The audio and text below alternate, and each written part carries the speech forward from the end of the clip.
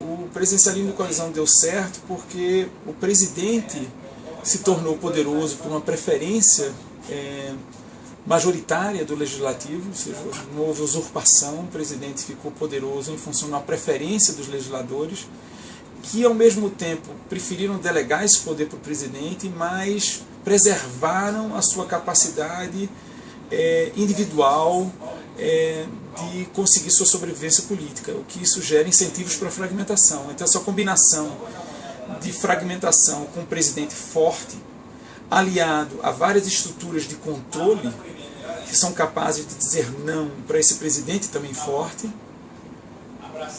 gerou condições para o funcionamento adequado dessa combinação institucional. Então, isso não foi fruto do acaso, foi fruto de uma experiência histórica no Brasil, dado que o Brasil já tinha experienciado situações de presidencialismo multipartidário, onde o presidente era constitucionalmente fraco, mas aí sim o presidencialismo de coalizão não teve condições de funcionar de forma adequada. Com essa transferência de poder, e o presidente alcançou uma série de prerrogativas e uma série de ferramentas que tornou atrativo para os partidos a condição de ser governo,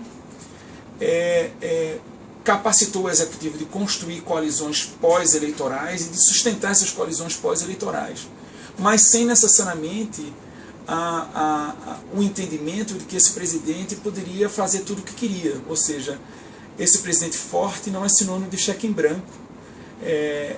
O legislativo tem instrumentos eficientes de constranger esse presidente, de estabelecer limites.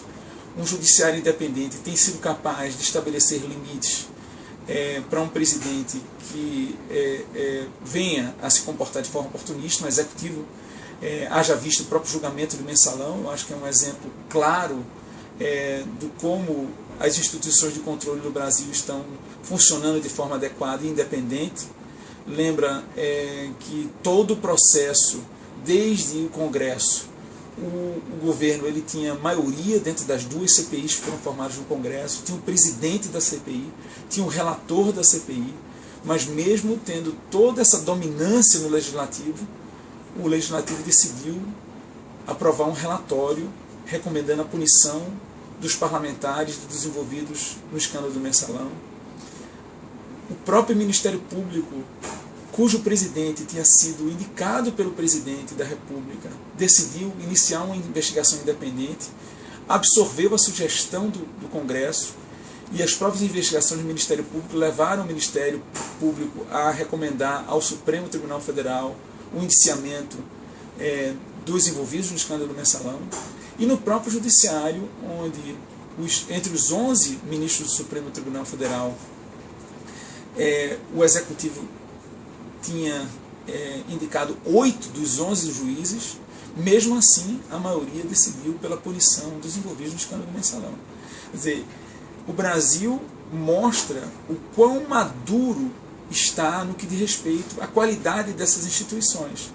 Na realidade, o Brasil é o único país no mundo em que conseguiu impor perdas judiciais a uma elite política, no caso o PT, ao tempo em que esse partido ainda estava no poder.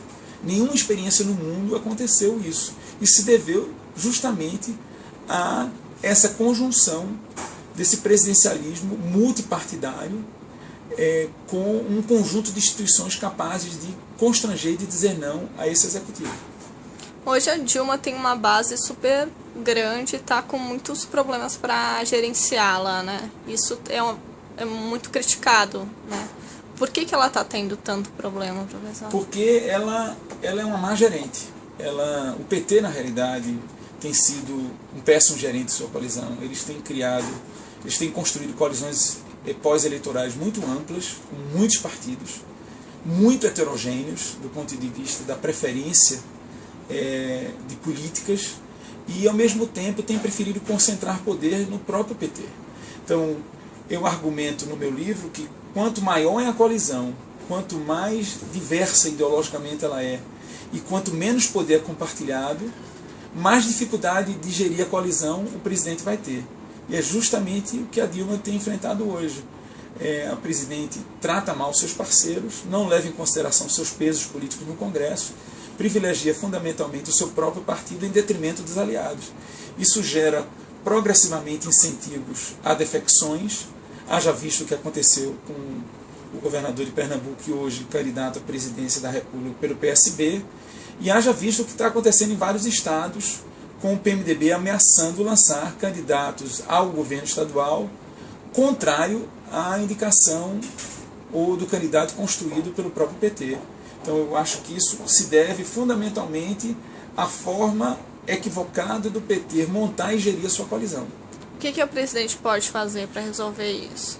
Compartilhar poder com aliados, construir coalizões mais rígidas, ideologicamente falando, coalizões menos heterogêneas, coalizões menores, e compartilhar poder com eles, levando em consideração o peso que eles têm dentro do Congresso. O PMDB tinha que ter mais peso? Não resta dúvida.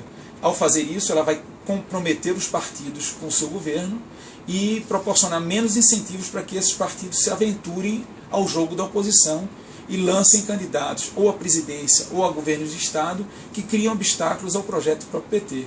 Então, para que o PT continue no poder, é fundamental abrir mão de poder e compartilhar poder com seus aliados.